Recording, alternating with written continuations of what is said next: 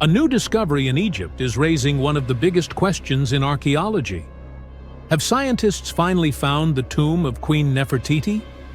For years, her burial place has remained one of the greatest unsolved mysteries of the ancient world. Now, new scans and research suggest something unusual may be hidden behind the walls of one of the most famous tombs ever discovered. And if this theory is correct, it could change what we know about ancient Egypt. The story begins in the Valley of the Kings, the burial site of many pharaohs, including the young king Tutankhamun.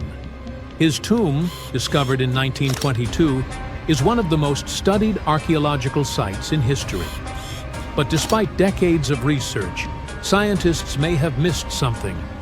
In recent years, high-resolution radar scans of Tutankhamun's tomb revealed what appear to be hidden voids behind the walls. These anomalies are located behind the north and west walls of the burial chamber, areas that were previously thought to be solid rock. Some researchers believe these voids could be sealed doorways or corridors leading to an undiscovered chamber. This is where the theory becomes controversial. One of the leading ideas suggests that these hidden spaces could be connected to the tomb of Nefertiti herself. Nefertiti was one of the most powerful and well-known queens of ancient Egypt, the wife of Pharaoh Akhenaten. She lived during the 14th century BCE, a period marked by major religious and political changes. Despite her importance, her tomb has never been definitively identified. That absence has puzzled historians for decades. The theory linking her to Tutankhamun's tomb is based on several clues. Some Egyptologists have pointed out that the layout of Tutankhamun's tomb is unusual. Compared to other royal tombs, it is relatively small and appears to follow a design more typical of a queen's burial. There are also subtle features in the wall paintings that some researchers interpret as signs that parts of the tomb may have been repurposed or modified after its original construction. If the tomb was originally built for someone else, it raises the possibility that an earlier burial chamber could still exist behind the walls. Radar scans have added to this idea. Some early studies suggested that the detected voids had shapes consistent with man-made structures. This led to speculation that a hidden chamber could still be sealed and untouched. However, the situation is not settled. Later scans using different technologies produced mixed results. Some surveys confirmed anomalies, while others did not detect clear evidence of chambers. This inconsistency has led to ongoing debate within the scientific community. At the same time, archaeologists are cautious about physically opening or drilling into the tomb. Tutankhamun's burial chamber is extremely fragile, and any invasive investigation carries the risk of damaging irreplaceable artifacts and wall paintings. Because of this, researchers rely heavily on non-invasive methods such as ground-penetrating radar and thermal imaging. So far, there is no confirmed proof that a hidden chamber exists, and there is no direct evidence that Nefertiti is buried there. But the possibility remains. If a sealed chamber were discovered, it would be one of the most important archaeological finds in modern history. A royal tomb that has remained untouched for over 3,000 years could contain artifacts, inscriptions, and information that would reshape our understanding of ancient Egypt. It could also answer long-standing questions about Nefertiti herself, including her final years and her role in the royal family. For now, the mystery is still open. Scientists continue to study the tomb using improved scanning technologies, hoping to get clearer answers without disturbing the structure. The idea that Nefertiti's tomb could be hidden just meters away from one of the most famous discoveries in archaeology is difficult to ignore, because sometimes the biggest discoveries are not found in new places. They are hidden in places we thought we already understood. Not many civilizations are as mysterious as ancient Egypt, a powerful empire that lasted over 3,000 years. It gave us pyramids that still stand and myths that still inspire. It's one of the most explored places on Earth, yet somehow, we still find exciting stuff. In Abydos, archaeologists just uncovered a 3,600-year-old royal tomb. It's huge! It has golden hieroglyphs of deities covering the entrance, but the pharaoh's name? It's not there. It's missing. Who was this ruler, and what new chapter could this open in Egypt's story? If there's one place in Egypt where the line between life and demise feels thinner, it's Abydos. To the ancient Egyptians, this was sacred ground. They believed it was the burial place of Osiris, the god who literally passed away, had his remains separated, and came back to life to rule the underworld. Because of that, Abydos became Egypt's spiritual gathering place. Pharaohs built amazing temples here, like the Temple of Seti, famous for its King's List, a wall that has the names of 76 pharaohs carved in it. Pilgrims came from across Egypt, leaving offerings and participating in Osiris festivals, where his demise and rebirth were ritually reenacted. It wasn't just symbolic worship, it was Egypt's version of Comic-Con. But instead of cosplaying superheroes, people reenacted gods coming back to life. Obviously, pharaohs competed to be buried as close to Osiris as possible. Abydos became part cemetery, part holy city, part afterlife insurance policy. Fast forward thousands of years, and we still uncover remarkable stuff around Abydos. That's the case with the recently discovered tomb. In early 2025, a joint team of researchers from the US and Egypt decided to dig beneath a rocky rise ominously called Anubis Mountain. You remember Anubis, the jackal-headed deity who guarded cemeteries. The uncovered royal burial was hidden 23 feet below the surface. Sadly, even though it eluded archaeologists for so long, robbers had already taken away with treasures ages ago. They could definitely tell this was a tomb of someone super important. Similar to how you can walk around a mansion with no furniture but still deduce that someone rich must have lived there. The chamber had mud brick vaults rising over 16 feet. That's taller than a female giraffe standing upright. For something built 36 centuries ago, it still felt enormous. However, when you remember that Egyptians were masters of architecture, nothing seems surprising. So no treasures, no golden mask, and sadly, no name. The cartouche that should have spelled the king's identity was unreadable. Egyptian tombs usually bragged about who was inside.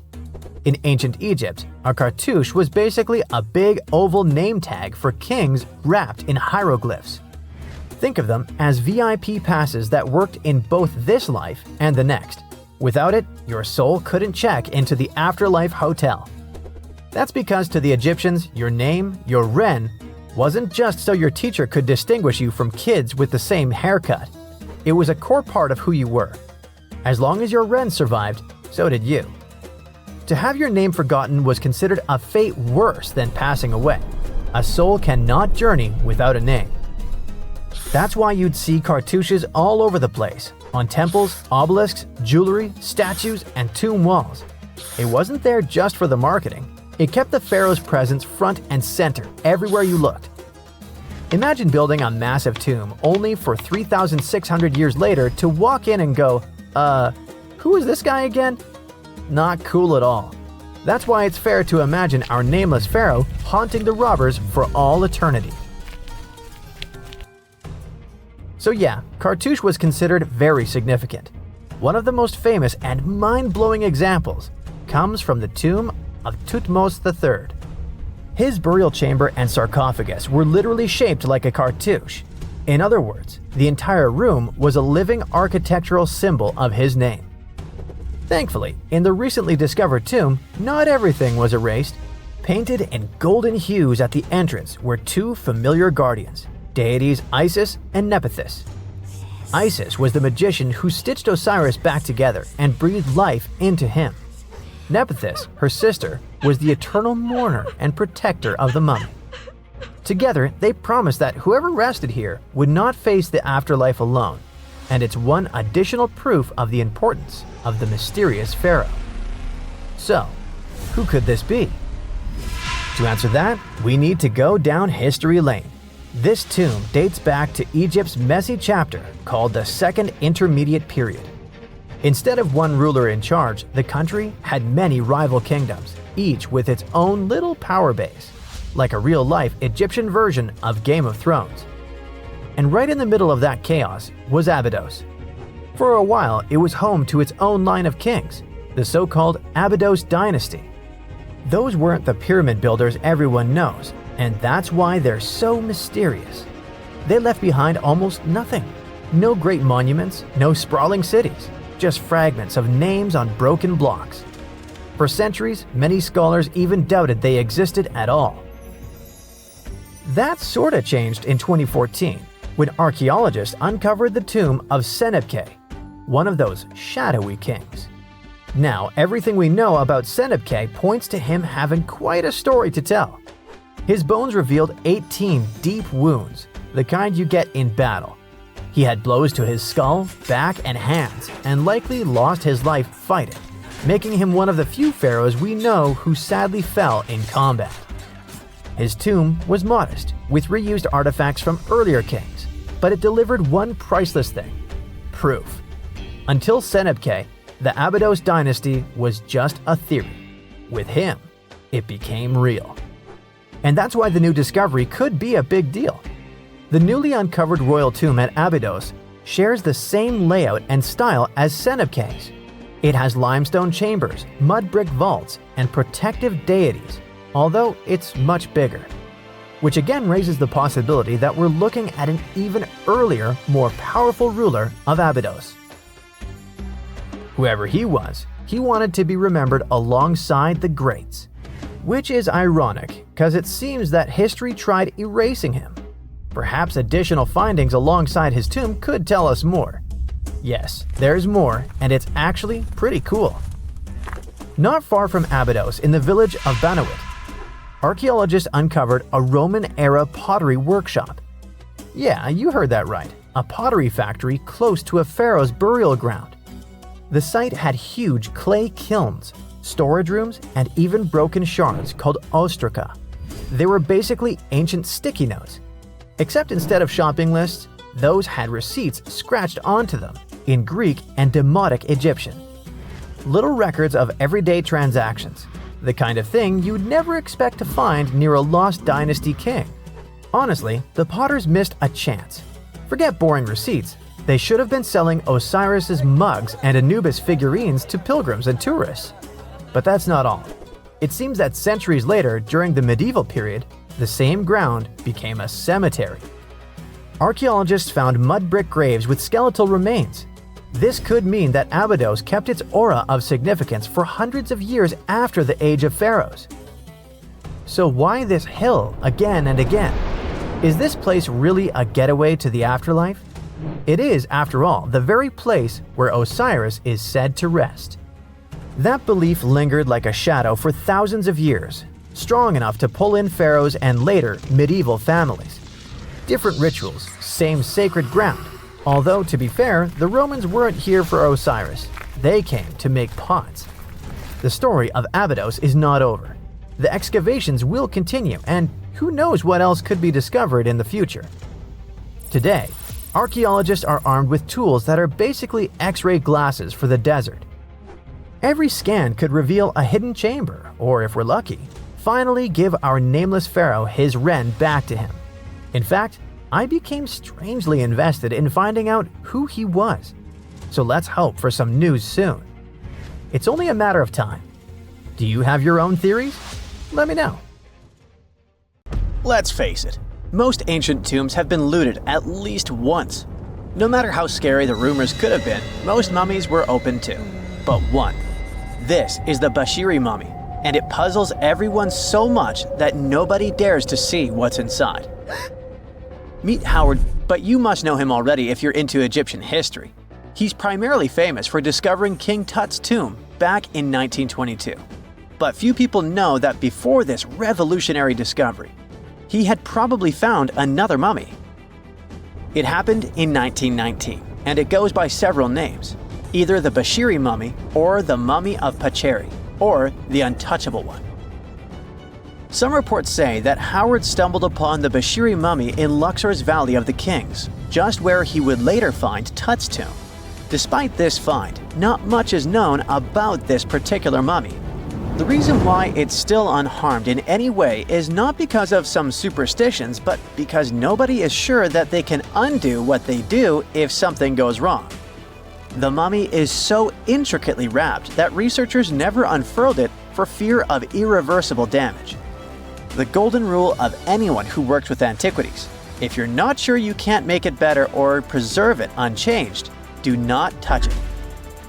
History knows many examples of ancient relics ruined beyond repair, say Ecce Homo, or smiling statue restoration. The delicate fabric that covers the mummy's face has this cool design that kind of looks like a pyramid. The researchers are not 100% sure, but this might be the only one of its kind with that embalming style.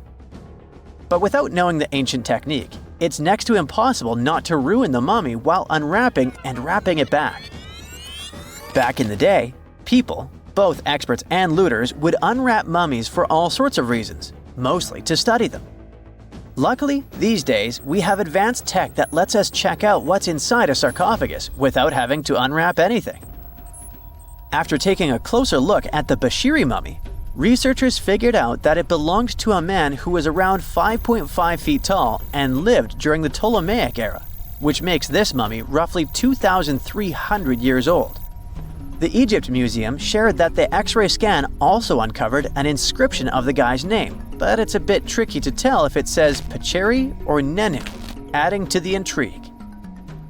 The museum also pointed out that the fancy casing the mummy is in features all sorts of decorated scenes. You can see the mummy lying on a bed, flanked by deities Isis and Nephthys, along with the 4 sons of Horus. Plus, there are 2 images of the funerary god Anubis at the feet of the casing. By the way, Bashiri mummy is not the only one that has remained untouched. This is Issa Temkebde, and Gaston Maspero, a French archaeologist, made the decision to leave her mummy untouched, wanting to keep her resting peacefully since she was in such amazing shape. He did mention, though, that her tomb had been raided long ago. Thanks to some X-ray work, we learned more about the mummy. The scans revealed a few artifacts still wrapped up with the wife of a high priest, including amulets around her neck, right arm, and forehead. The X-rays also showed she had some dental issues and arthritis in her knees. While she passed away as an older woman, it's tough to pinpoint her exact age. However, various sources from her son's reign indicate that she was held in high regard in the kingdom. Isitemkebd served as the sister wife of Penejam II. You got me right, they were related by blood and were siblings, but back then it was pretty common to get married this way to preserve the purity of the bloodline. Say that to Habsburg, duh. Their chase for purity only led to inbreeding and the notorious Habsburg's jaw. Right, I guess we should not judge ancient Egyptian rules and morals, but what we can say for sure is that both Bashiri and Isitemkebd were incredibly lucky to stay untouched. The odds were not in King Tut's favor, though. The researchers' work hit him hard. The tomb itself was discovered in 1922, but it wasn't until 1925 that the nested coffins were opened during an excavation. The outer coffin, held together with silver pins, opened up to show another coffin shaped like a mummy, decorated with colorful glass and flower garlands. There were worries about the king's mummy because it had been exposed to moisture.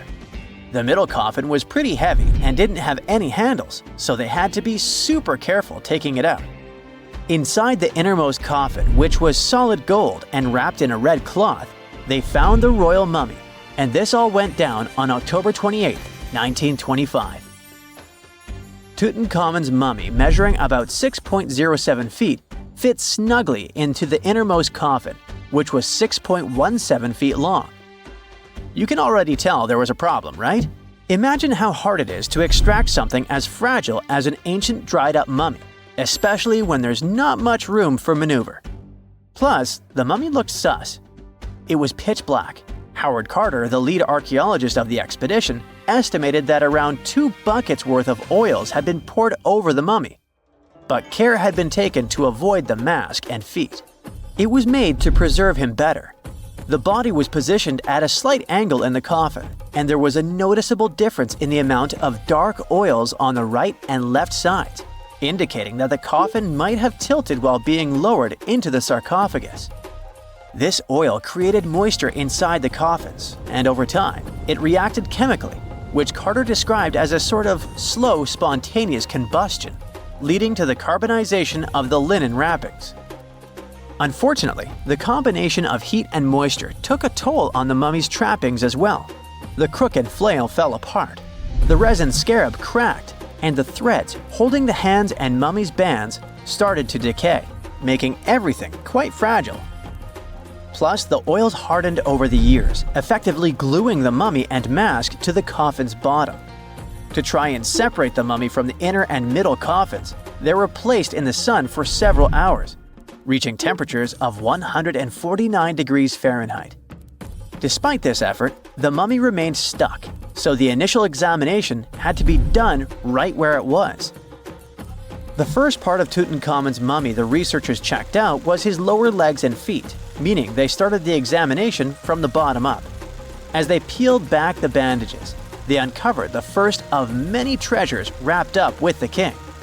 They took their time to carefully document and photograph everything they found. The inner layers of bandages were in pretty bad shape, mostly turning to dust, making it tough to figure out how everything was originally wrapped. Still, the overall methods matched what was seen in other nobles' mummies from that time. Lots of folded linen pads were used to shape the torso and thighs. The outer and inner bandages were made from fine linen, while the middle layers were coarser. They had some intricate bandaging around the shoulders and chest with a similar style around the groin.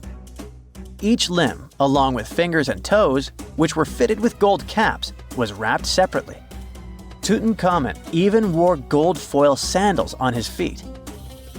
They hoped to separate the mummy from the coffin by removing the outer bandages, but the resins had stuck the body to the coffin.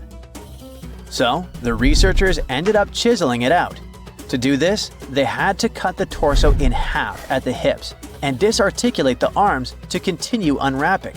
Each part was treated with hot paraffin wax for stability, and later the hands and feet were reattached with resin.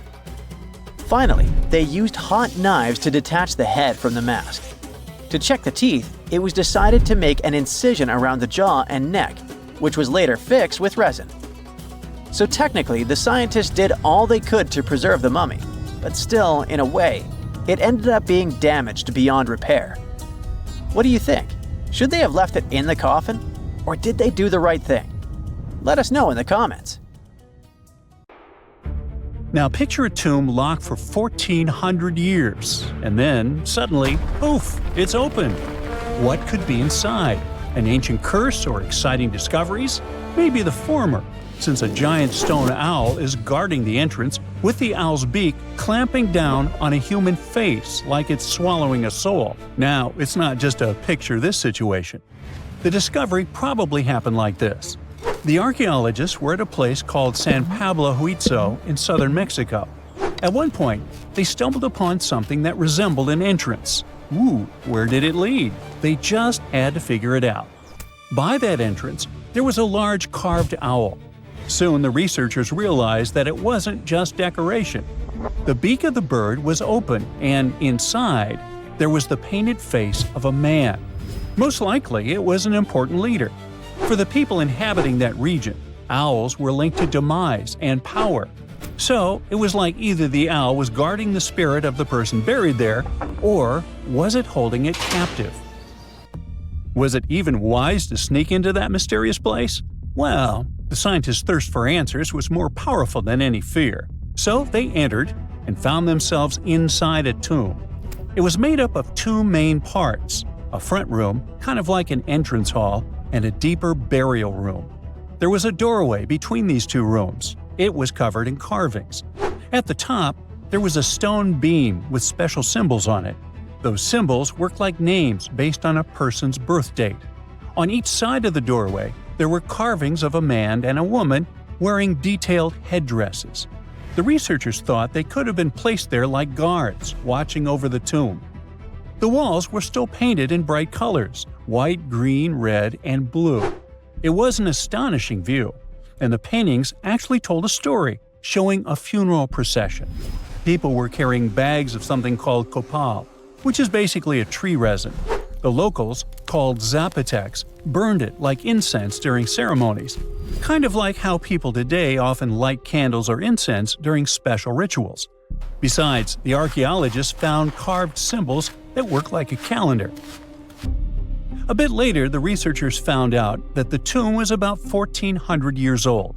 It came from the Zapotec civilization, and what made it so special was how well everything inside was still preserved.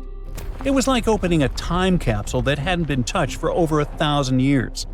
Interestingly, they didn't just randomly find it. Officials started looking into the site after someone reported looting. When scientists checked it out, they realized they had stumbled onto one of the most important discoveries in Mexico in the last decade.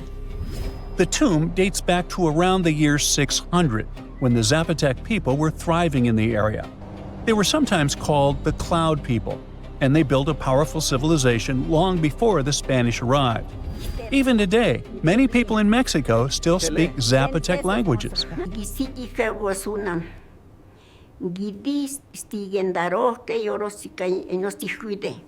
Right now, experts from the National Institute of Anthropology and History are working carefully to protect the tomb and study everything inside.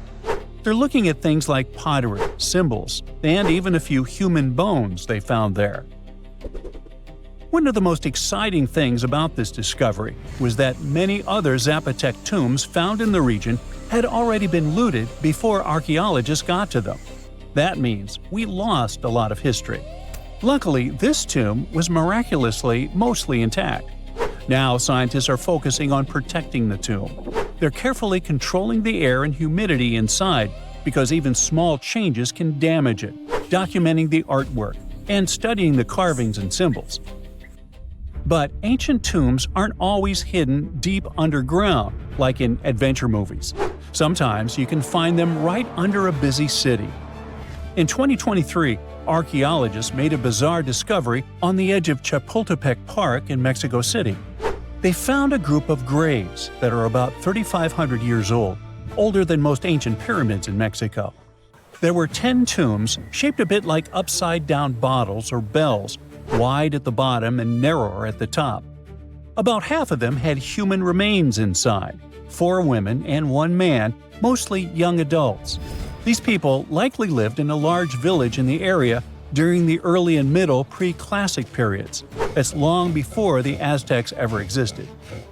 One of the archaeologists explained that people had been living in that whole area before a volcano had changed everything. That volcano is the Chitala volcano, and when it erupted, it basically buried parts of the landscape under lava. Because of that, the ground where those tombs were stayed sealed and untouched for over 3,000 years. The Chitala volcano is what's called an ash cone volcano. Basically, it looks like a classic volcano shape anyone would draw, round at the bottom and rising into a cone. It's about 1,000 feet tall with pretty steep sides, like walking up a hill that tilts about 30 to 40 degrees, which is definitely not an easy climb. Scientists believe Chitala erupted sometime between 245 and 315 CE, based on radiocarbon dating. When it blew, it wasn't a small event. It completely changed the landscape. Lava spread out and formed what we now call the Pedregal de San Angel lava fields, covering a huge area south of modern-day Mexico City. Imagine a thick, slow-moving wave of molten rock turning everything in its path into solid stone. One of the biggest victims of this eruption was Cuicuilco, which was once a major and advanced city in Mesoamerica. The lava literally buried it, freezing it in time under layers of rock. After that, the people who lived there had to leave and spread out to other regions. On the bright side, this movement of people, kind of like a forced migration, helped spread their culture across central Mexico. It may even have influenced the development of nearby cities, like Teotihuacan. Sometime later, it became one of the most powerful urban centers in the region. But this story has a twist. Not all scientists agree on the timing. Some think that a series of big eruptions and the destruction of Quiquaoco might have actually started earlier, around the 1st century BCE. So, depending on which history you look at, this disaster either happened a bit later in Roman times or even earlier, back when ancient civilizations in Mexico were still developing. Either way, it was a catastrophic event that reshaped both the land and the lives of the people living there. But let's get back to the tombs. They aren't huge. Most are about 3 to 6.5 feet wide and up to 5 feet tall. Picture something about the size of a small closet or a big storage bin you could crouch inside. Archaeologists call them bell tombs because of that rounded bottle-like shape. This style isn't unique to just one place. We've found similar tombs across different parts of Mexico. It means people must have shared their ideas, like trends spreading between regions today. Another curious thing is that this wasn't a one-time burial site. The team found later burials too, which means people kept coming back to that spot for generations. It was a place that remained important to a community for hundreds of years. Inside the tombs, archaeologists found offerings buried with those who had passed away. There were tools made from deer antlers, a cup, and small female figurines. They were probably personal items or symbolic gifts, similar to how people today might leave flowers or meaningful objects at a grave. All those items have been moved to the National Museum of History for careful study. Experts use them to figure out more about how those people lived. Luckily, this isn't the only discovery in the area. Construction work around Chapultepec Park has been turning up all kinds of history lately. In fact, not long before this, archaeologists even found a 16th century cemetery from less than 100 years after the fall of the Aztec Empire after the Spanish conquest.